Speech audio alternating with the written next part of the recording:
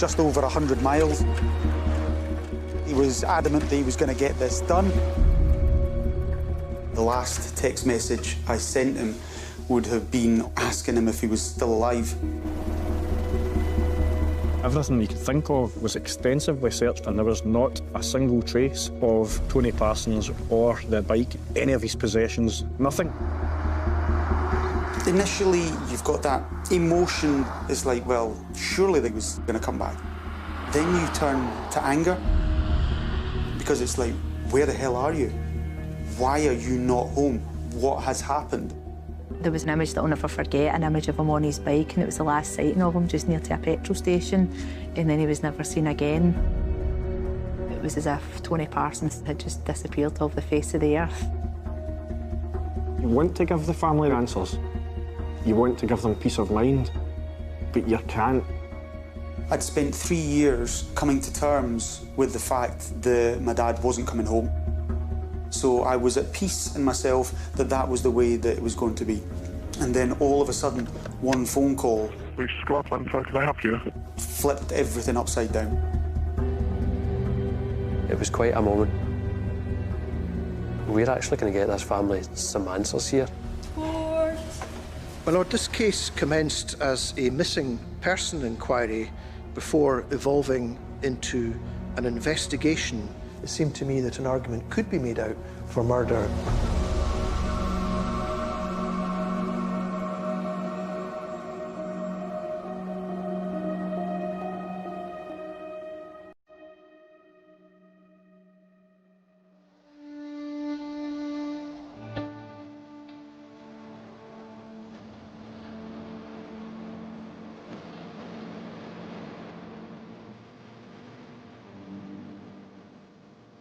We played rugby together.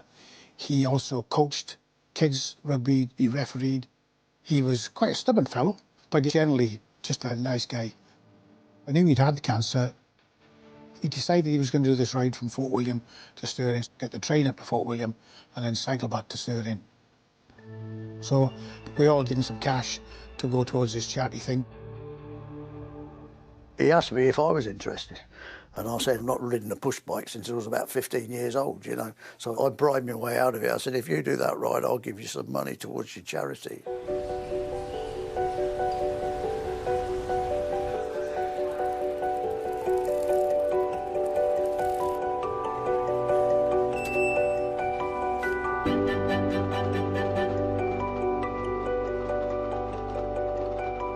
I was nervous about him going out. As a family, we'd all voiced our concerns, but he had raised money, so that's why he stuck by it. That was just his sort of stubborn nature, that when he set his mind to do something, he was going to do it.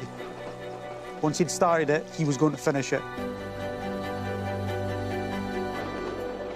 He got up to Fort William, where he got off the train.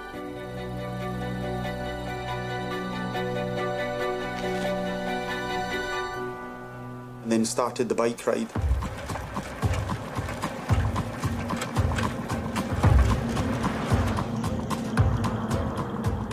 When my dad left on the Friday, I didn't have any contact with him. But that's not unusual. On the Saturday, he hadn't phoned in or checked in with anybody. The phone went straight to answer machine. I got a message from my sister telling me that he hadn't been in contact.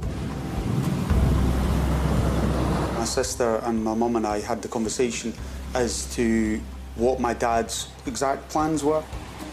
It might have taken a bit longer than he anticipated. On the Sunday, I decided, right, I'm going to take a drive up, see how he's getting on. He'll either continue or I'd bring him home. I saw absolutely no sign of my dad at that point. It got to the Sunday evening and we were really starting to get concerned about it. On the Monday morning, I reported him as a missing person. I heard the front door go. First I thought it was Tony, but it wasn't, it was Vicky. She just went, Mum, I've reported my dad missing. And I went, this must be bad. For her to do it, it must be bad.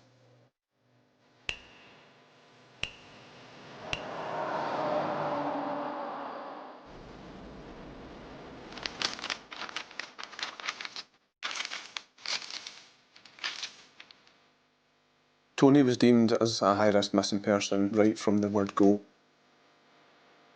We had no idea where he was, so my advice at that point was to start searching the roads network from Fort William south.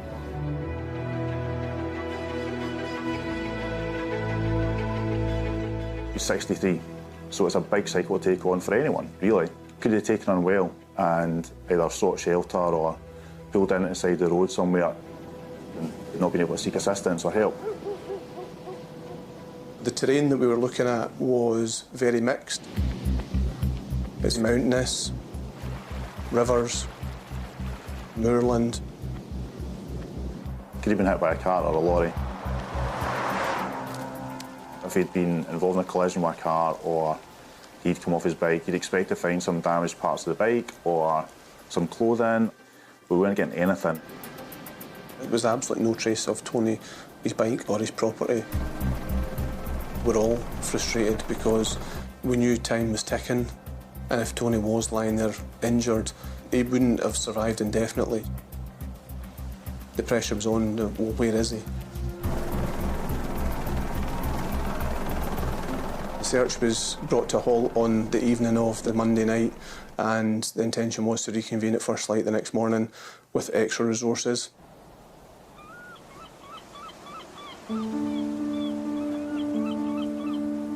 Margaret phoned me to say Tony had gone on the bike ride and he's not come home. I kind of said, well, he's out there somewhere. Maybe his bike's broke down or something and he'll be a bit late getting back. But you know, Tony always turns up. I never said nothing to Margaret because I didn't want to upset her in any way whatsoever. But my personal thoughts were something's not right here.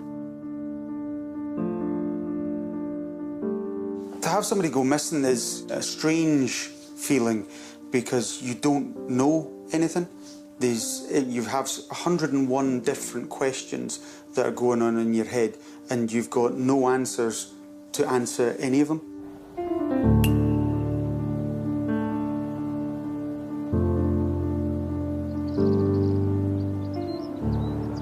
We understood from Tony's family that he had got the train with his bike up to Fort William. His intention was to cycle down the A82 back towards Stirling direction. When he was first reported missing, it was crucial to try and understand that timeline and get some evidence as to his movements.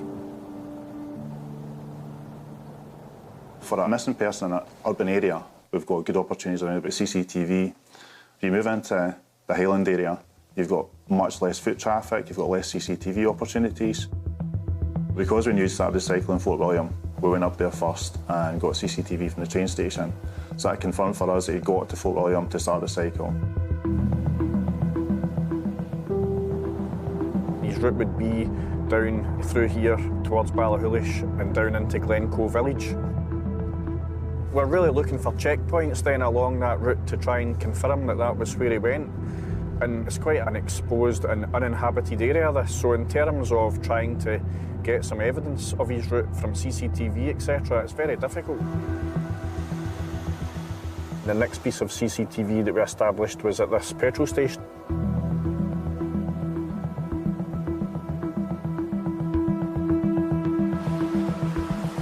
That was able to confirm for us that he had actually continued on his intended route.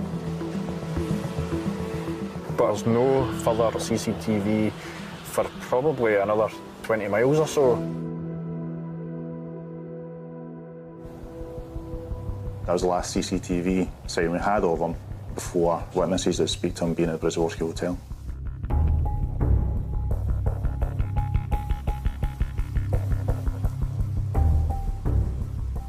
He had reached the Bridge of Orchy Hotel, by which time it was quite late at night. The weather was adverse and he had stopped in there for a refreshment and a break. We got statements from them confirming that this guy had been in, that matched Tony's description. So we're pretty confident it was Tony that had been in. The staff in there actually had suggested he maybe should stay, given the weather conditions. But Tony was determined to continue the journey.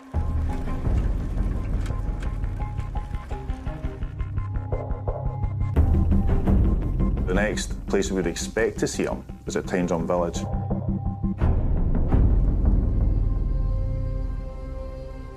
CCTV they had didn't show Tony arriving. So that immediately gets us concerned because naturally you would come through Tyndrum, coming down the 82. The fact he didn't appear on CCTV in Tyndrum made us start to look at that journey between Bridge of Orchy and Tyndrum, what's happened to him between those 2 points and what could have happened to him. Somewhere on that stretch of road, Tony Parsons had vanished off the face of the earth.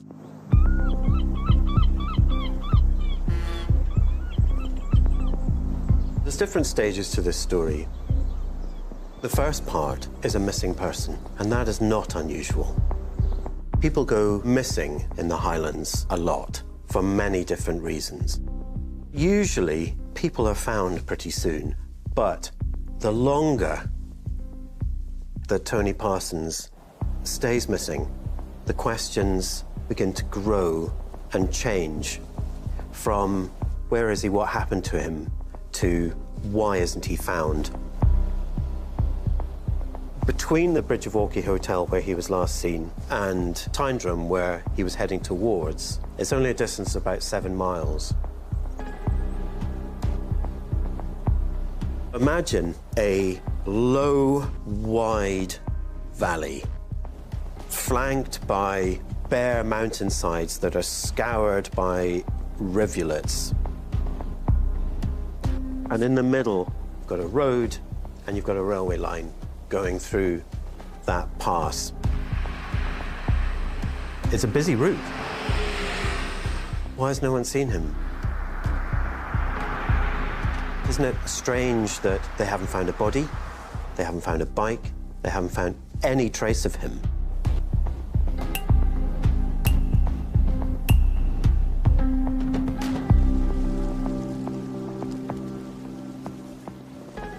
At the end of that week, we'd pretty much exhausted all the physical searching we could do.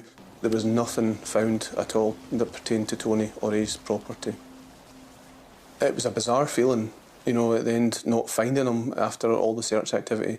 He'd literally vanished. Mountain rescue teams are searching for a man who's been missing for more than a week after setting out on a cycling trip from Fort William to Tillicoultry. 63-year-old Tony Parsons was seen at the Bridge of Orchy Hotel.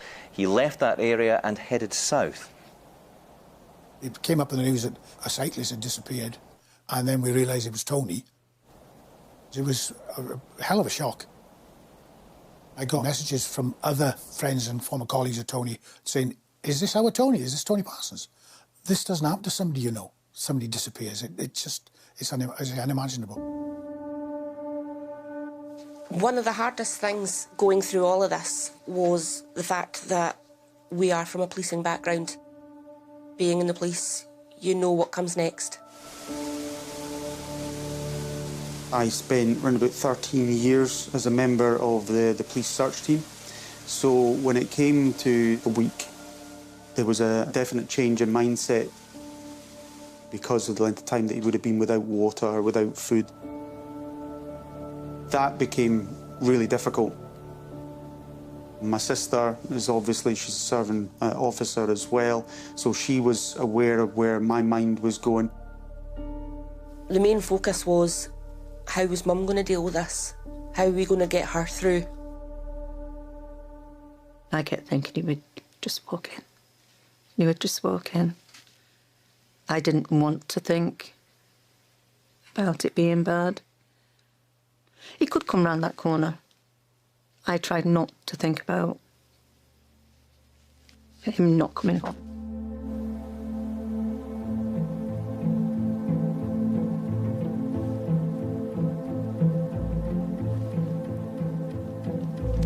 The resources were committed to that as long as it possibly could. You can't continue to commit resources endlessly to it because there's a new missing person every day. There's no evidence he had been a victim of criminality. There wasn't any evidence that he'd been struck by a car or a lorry or anything at the side of the road either because there was no debris. You do have to have that conversation with family to say the realistic chance is that we're not going to have the outcome that we all want, to find that person still alive. There was no sign of my dad.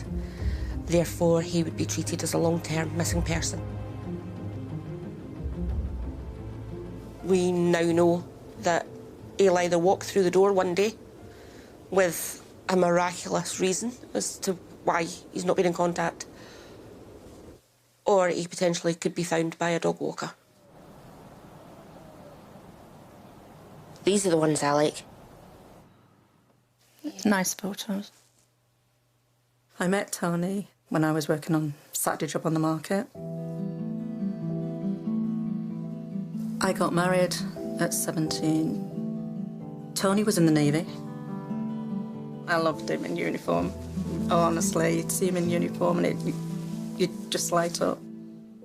He was on submarines, so we moved up to Scotland because that's where he was based. I was very proud of Tony.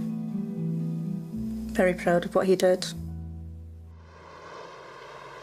Powering through a Scottish loch, warming up for another patrol, dwarfing the men who run it, this is HMS Resolution, the oldest of Britain's 4 Polaris missile submarines.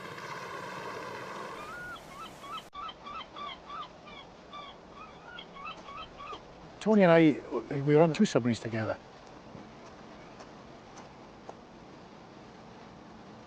This is the beach in Helmsburg. Up to the north is Faslane, the submarine base. The submarine, as they leave, will sail down here. Families would wave goodbye to the departing submarine. The submarine can go round the corner and head out down the Clyde to the open sea where it will dive and head off on its patrol.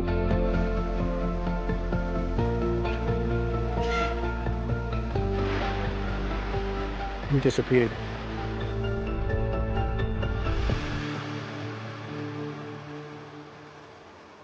We were both on the same submarine for quite a while. Tony was a great guy for me. He is single-minded at times. If he sets his mind to do something, he's going to do it by hook or by crook. But he's such a generous bloke. You'd at sea for anything from probably 4 to 16 weeks is the longest I did. And you've got to be able to get on with people. Action stations, action station. He was a good guy. If Tony could do you a favour, he would do you a favour. Tony was away quite a bit. That was difficult because you were at home with children. You had to be mum and dad. Seeing him coming back from a tour with the submarine coming up the Clyde with the people on top of the conning tower waving was always something that I looked forward to. Then we'd have to come back to reality of knowing that the dad was going to go away again. When we'd go on patrol, your wife knew that you were gone, and you'd be gone for 2 or 3 months or whatever. They knew you were probably in the Atlantic somewhere, but they knew we were coming home. But when Tony then disappeared on the bike ride, that was a completely different kettle of fish. Margaret would have no clue what was going on. He was due home the next day, and he didn't come home.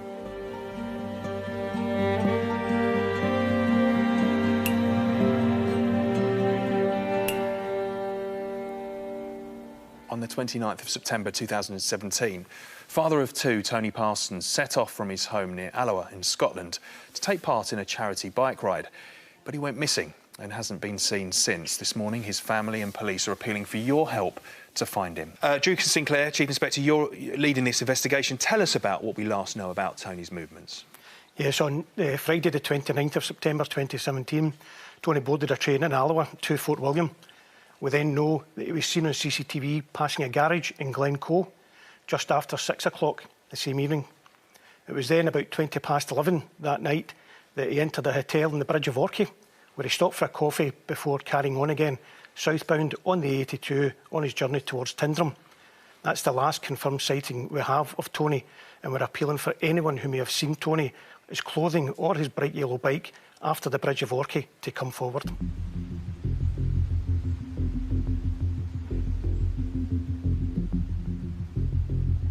You have people that go missing short-term, medium-term and long-term. Initially, you've got that emotion that, yeah, you want to find them. It then turns into disbelief. It's like, well, surely they're going to come back. They're not going to be away for so long. Then you turn to anger, because it's like, where the hell are you? Why are you not home? What has happened?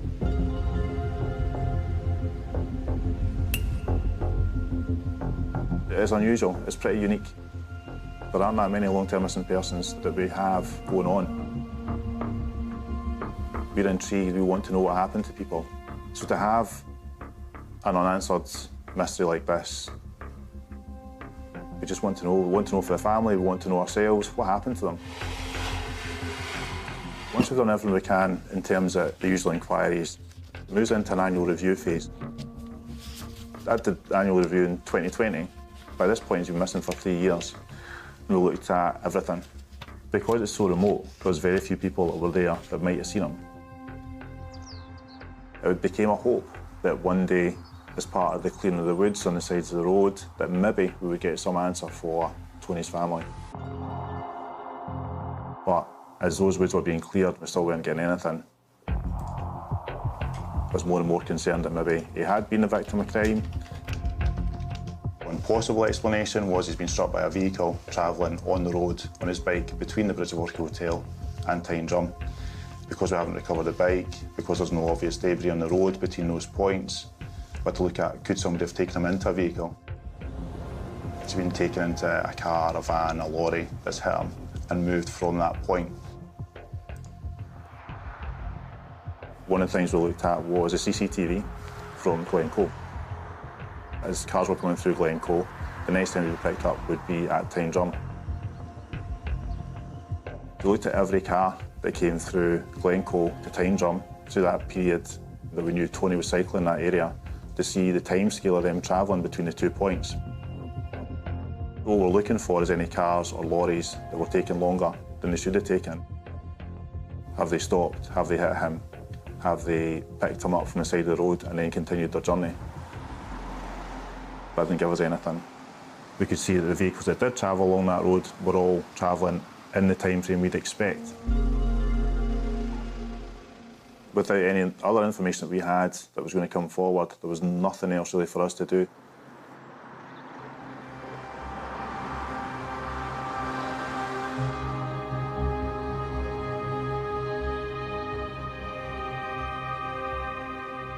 For 3 years, we had a void. Tony Parsons disappears without a trace. Nothing. Loads of questions, unanswered. When he went missing, there was a feeling of strangeness. It's that mysterious thing about where did he go? Where on earth could he have gone? People never give up hope of finding people in this part of the world. So it becomes part of local knowledge. You're aware that Tony Parsons is missing.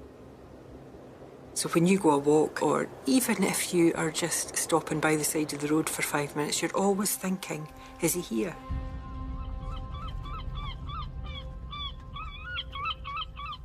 There were lots of rumours from people in this part of the world about what had happened to him.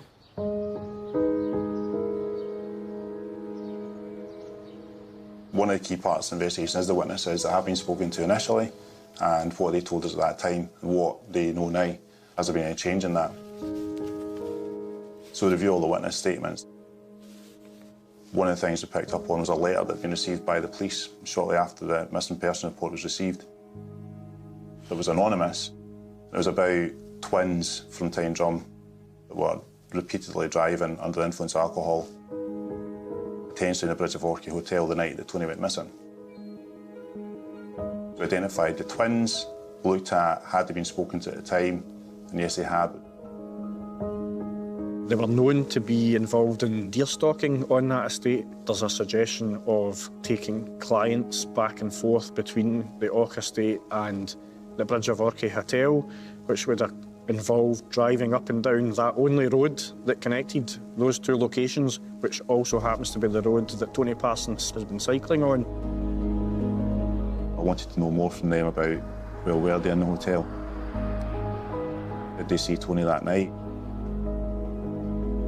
I took a decision to go and see them, and they were able to confirm that yes, they were in the Bridge of Orchy hotel that night, having dinner with one of the stalking parties, and they were going out the next morning to take them out stalking deer.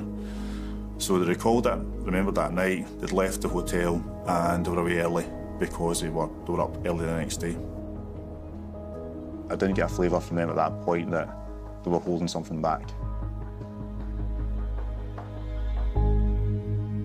The letter's anonymous, so we can't go back to the source to say, well, how do you know this information and how can we build on that? It doesn't put any light of suspicion on them. There was a lot of people in the hotel, so we can't say they had any direct involvement. And also, we had no clarity about whether Tony had been the victim of crime or not.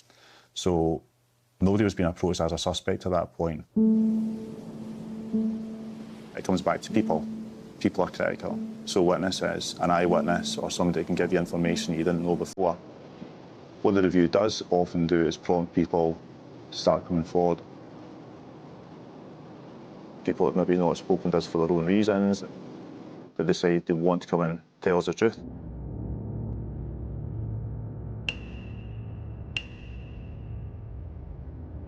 Good morning, it's the Police Scotland. How can I help you? I wish to report information about a crime that happened 3 years ago in Bridge of Orchy. I hit a man. It's still one of them being blind, I believe. The man's name was Tony Parsons. It was a recent partner who disclosed it to me. I can't believe it. I can't replace it. Right, and is there any reason why you've left it 3 years, ma'am? No, I only just had a relationship with this man. I've only found out about a week, 10 days ago.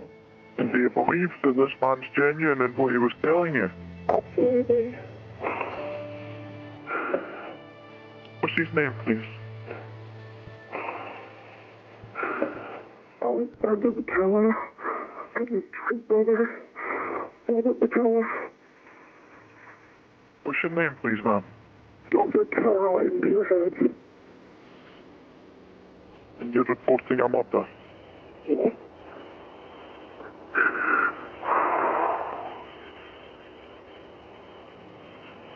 Hello?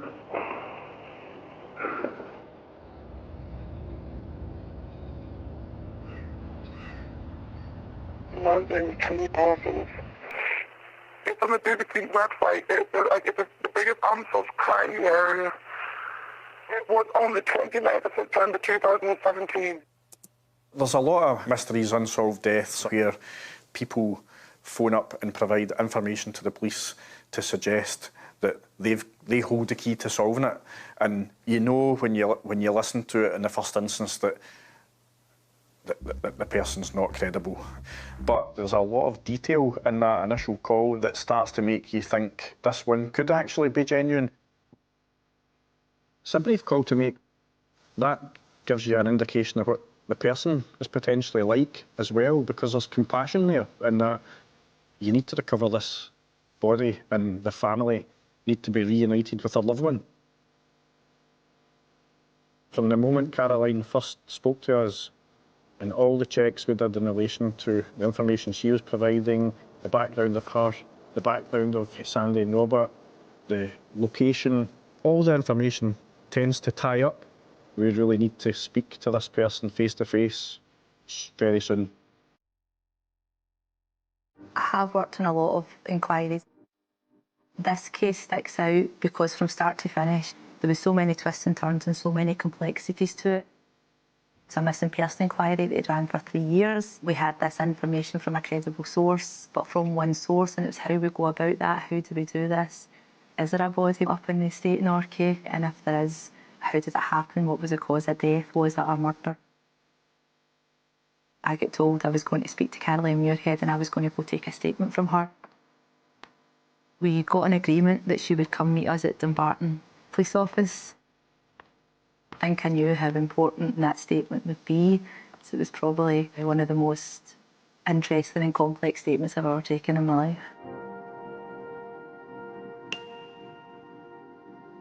She was in leggings and big winter boots. Really, really pretty, athletic-looking girl. She actually looked like something out of a winter catalogue. And she just came up and she just started crying, and then it was like, right, let's get you in and let's talk to you. Caroline's a pathologist, and when I speak to her, she's upset, but she's articulate, she speaks really well. Her ex-partner, Sandy McKellar, had told her that he and his brother Robert had been involved with a serious crime. Sandy and Robert were gamekeepers, deer stalkers. It's an estate, working farm. Sandy and Robert lived there.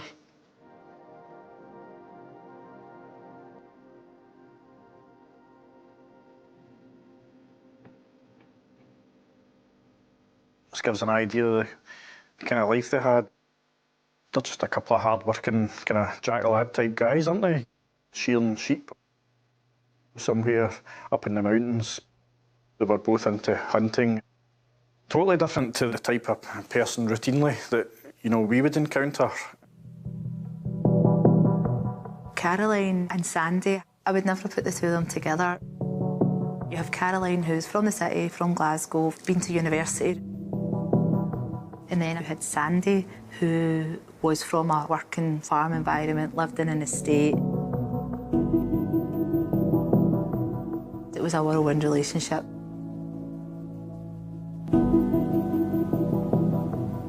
I actually think that Caroline didn't just fall in love with Sandy, she fell in love with the Bridge of Orchy. She loved the outdoors. He would take her shooting. Caroline had said, I had a bit of a realisation that I don't really know this guy too well. I would quite like to know if there's any skeletons in the closet, was how she described it, that are going to impact on our future together. They both have this discussion, well, if we're going to get engaged after such a short period of time, we need to know everything about each other, so let's tell each other our deepest, darkest secrets.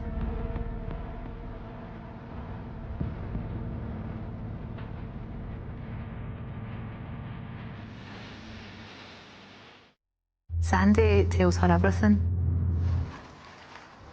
He drives her onto the estate. She says he actually asks her for her phone. Drives her to somewhere really, really remote where nobody else can overhear them. She says she was a bit scared and she thought, what is he going to tell me here? She was thinking, there might be some child I don't know about, or some kind of addiction or financial issue. And then he says, the biggest secret I have is that I've killed somebody.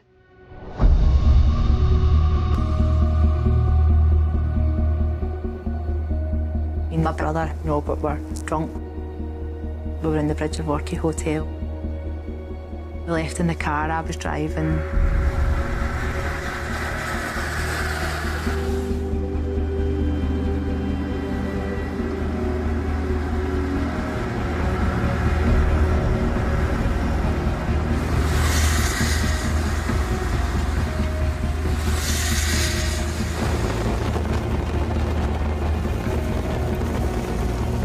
We hit a cyclist.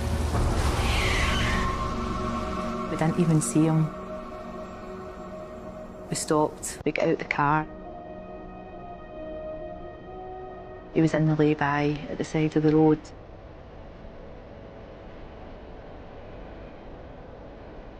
We panicked.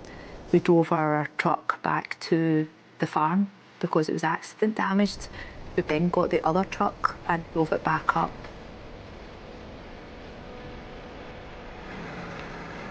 We put him in the back of the truck.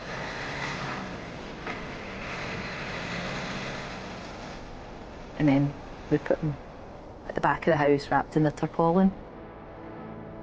We left him there till it was clear the next night, and then we decided to go bury him.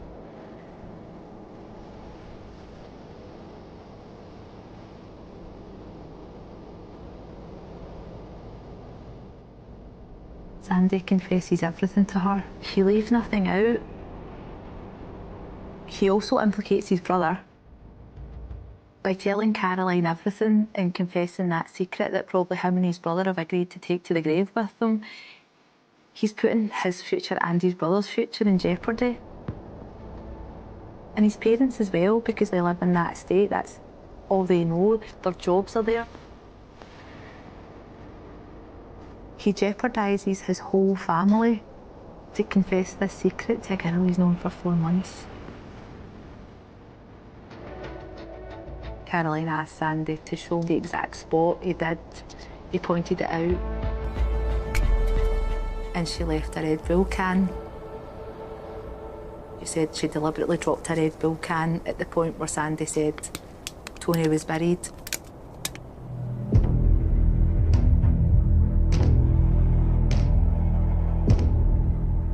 And then she says, "You're going to have to move quick with this." And I said, "Well, why?" The mood in the room changes. What came out of that conversation when he was showing her where the body was telling her about the potential plans to remove the body from its location and dispose of it forever. What she says is, Sandy says that he's really, really worried about where he's buried the body.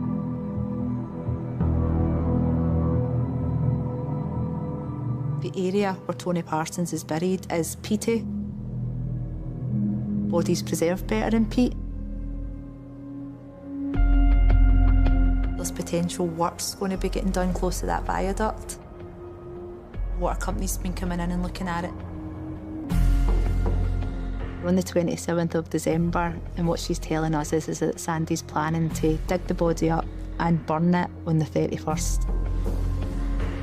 It's dark and she's scared, and she's just trying to remain calm and trying to make him think that she's okay with what he's telling her. As Caroline's telling me this and I'm noting this statement, I believe every word she's telling me. I know Anthony Parsons is buried in that estate and that we need to get moving and we need to go get him. We need to act on this and we need to move it now.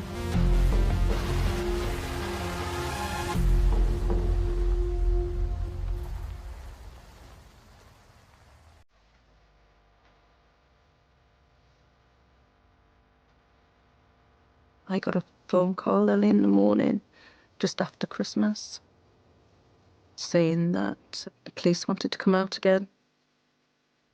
I was panicking, and that's when they said that they were going to restart the case because they'd had information. I'd spent 3 years coming to terms with the fact that my dad wasn't coming home. We weren't ever going to find him. We weren't going to get the answers. So I was at peace in myself that that was the way that it was going to be. And then all of a sudden, one phone call flipped everything upside down.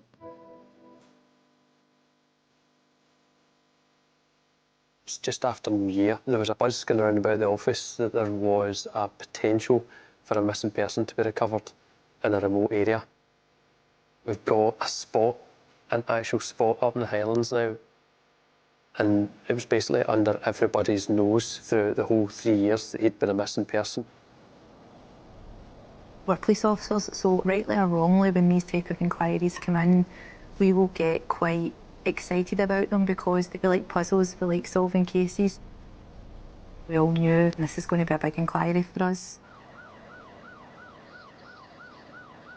We've got a warrant to go and take control of the Orchy estate, search that for the remains of Tony Parsons, and arrest Sandy and Robert to bring them in for initial questioning. There was obviously a whole host of work to be done within the Orchy estate in terms of how the dig for that body would look and would progress. But on that day one, when we executed the warrant, we just had to get control. We found the twins and they were arrested and taken into custody and taken to Helen Street Police Office in Glasgow.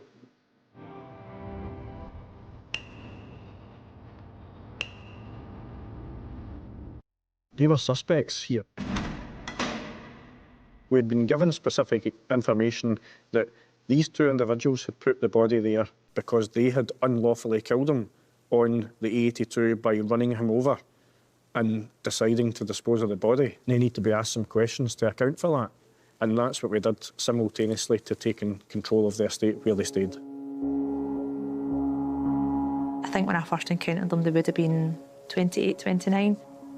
They weren't identical twins, but they looked very, very, very similar to each other. Big, strong, strapping farmers, I suppose, to be honest with you, is how they looked. They hadn't really had much previous experience with police. We had this, suspicion, might they just unburden themselves, might they just talk to us.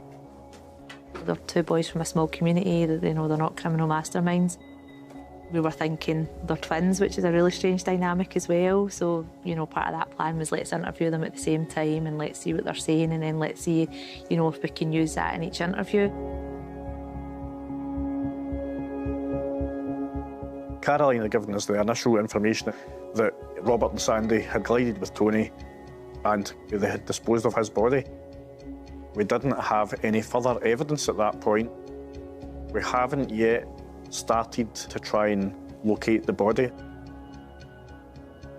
We've only got the story that Caroline's told us, and we can't give information at that stage that's going to put her in danger. So the questions they were asked were fairly limited. They were simply asked, we have information that you are involved in the death of Tony Parsons, and then seek a response in relation to that. The time is 13:45 hours on Wednesday, the 30th of December 2020. When you're bringing someone in for interview, they don't have a clue about what information you hold, who's told you, where it's came from, how much you know. You must be sitting in that interview thinking, how did that end up here and how do they know so much?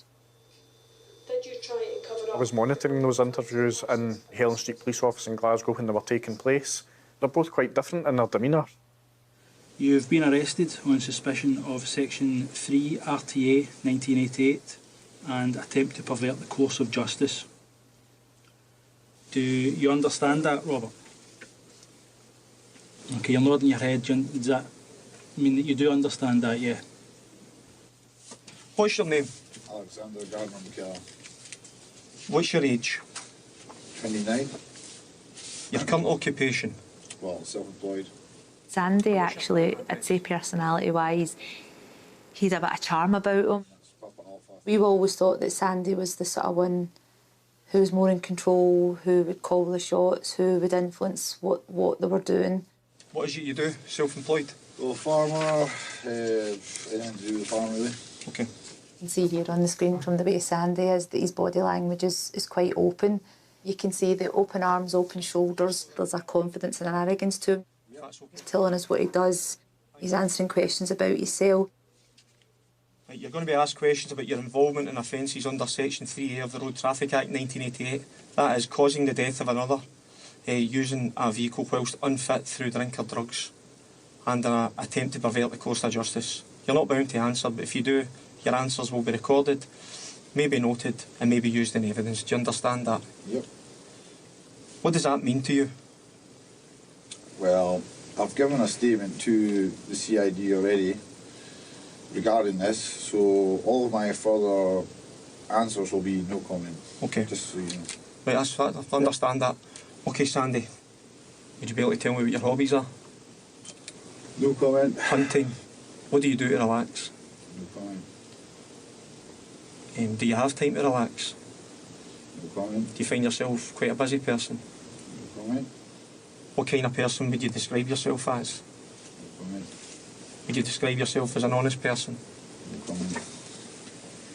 Would you consider yourself as a reliable person? No comment.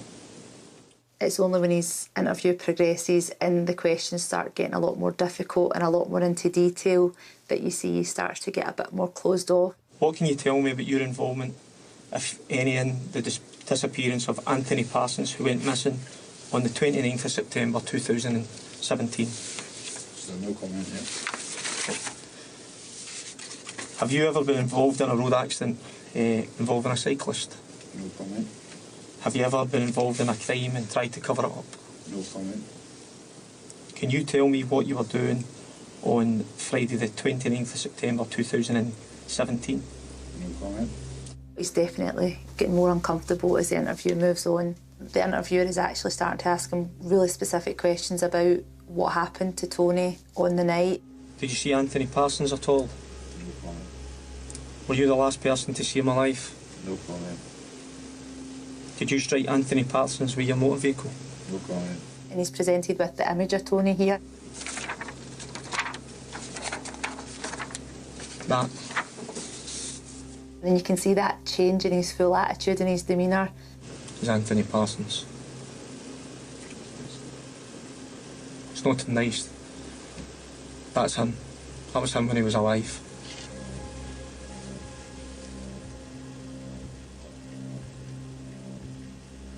What happened to him? Where is he? Was it an accident?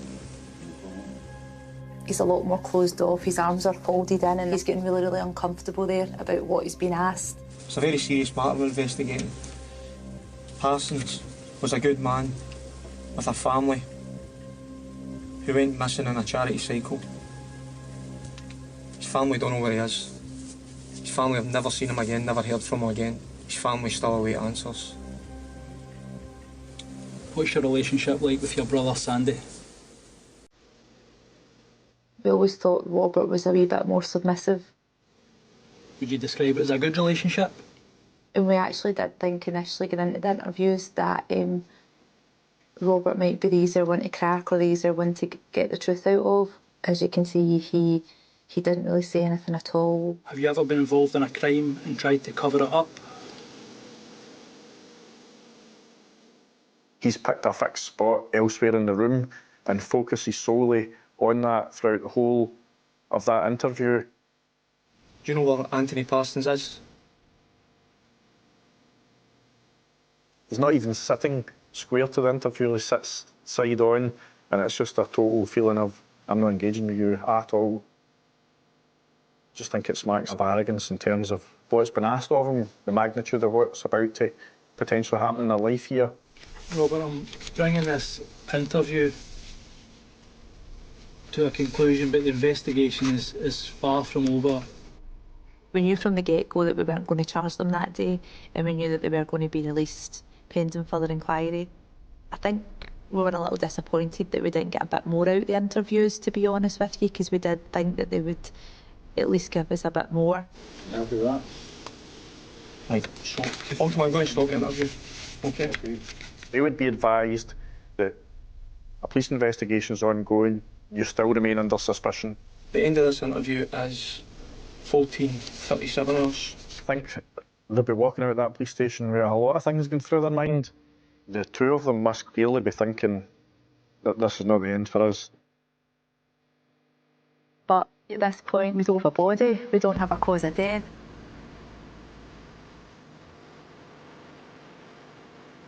We weren't allowed to return to the farm until we had finished the work we were going to do.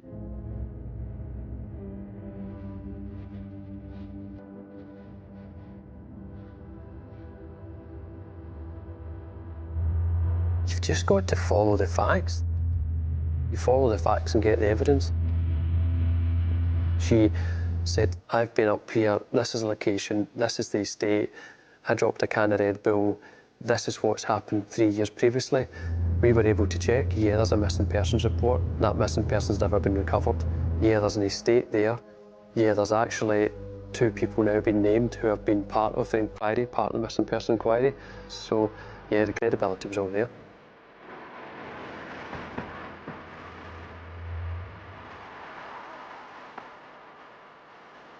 The majority of our work is city-based, is based in Glasgow.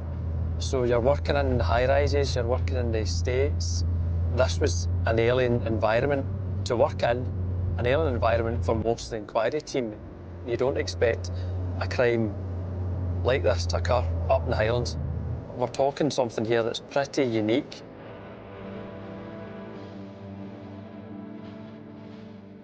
In most circumstances, when I'm investigating a murder in a private place, It's a house. Getting a warrant to then seize and search a house is fairly simple. Getting a warrant to seize and search an estate in the Highlands, we've got to secure a vast, vast area. How do you get control of something that big? What does that look like? Where do we even start? We're heading up to Tyndrum, and then the road that takes you up into the gateway to the Highlands. It's a stunning day just now, but when we came up here, this was snow and ice, sub-zero temperatures. We were sent up in the 4x4 some mornings beforehand to make sure that the rest of the crews could get through because of the snow on this road, make sure the snow gates were open. This next bit of the journey, as you continue up the 82 towards Fort William, up round the corner up here, and it just opens up round in front of you.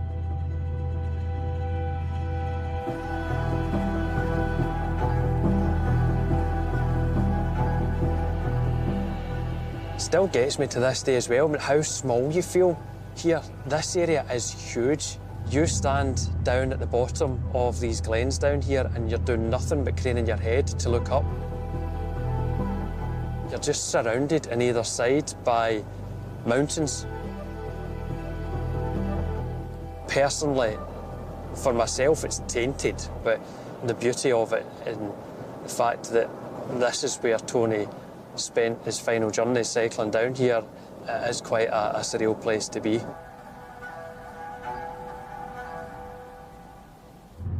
This is the estate just as we come round the corner here. What you're seeing ahead of is in there, that's all part of the Orchy estate. This is all part of what we basically had as part of our warrant for the estate.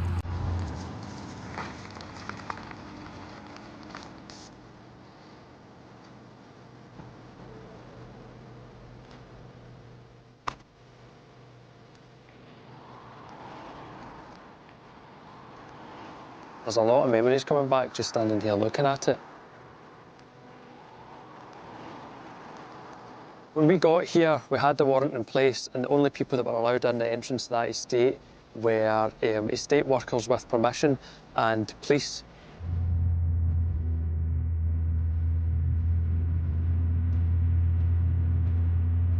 We're talking a rural lower Highland estate with massive glens, lochs, valleys, fields. There was a massive mountain behind the main estate.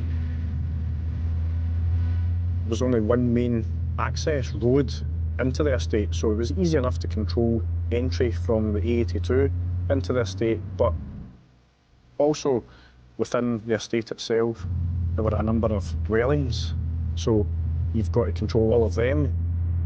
There was just so many different elements to consider and challenges that, you know, it's unlike anything I've ever heard of in my service.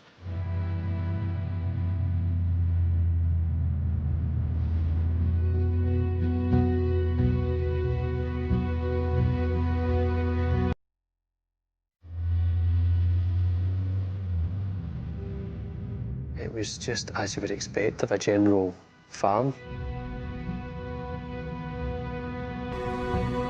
There was the initial farmhouse.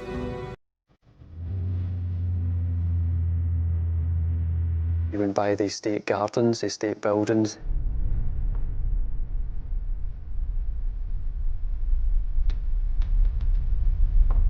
And then you continued out by the river, by some old derelict cottages. You had to drive through a river.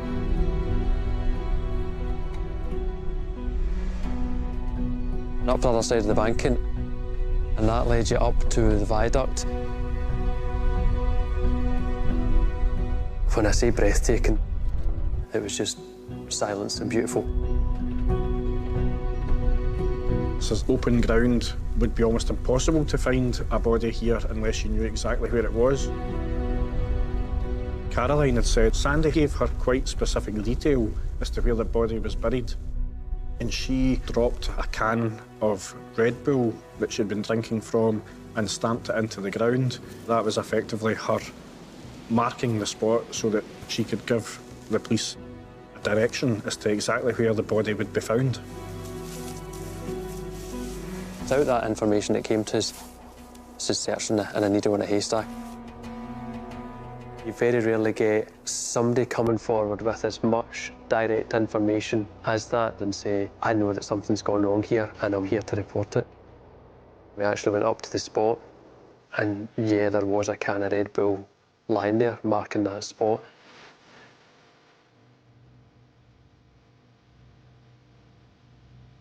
It was quite a moment.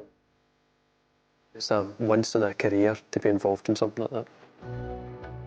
We're actually going to get this family some answers here.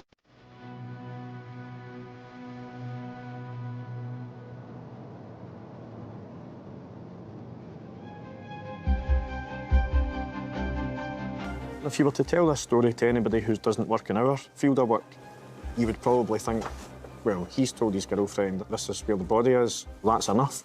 We can't just jump to the conclusion that must be true. We've got a story, but we don't have a case.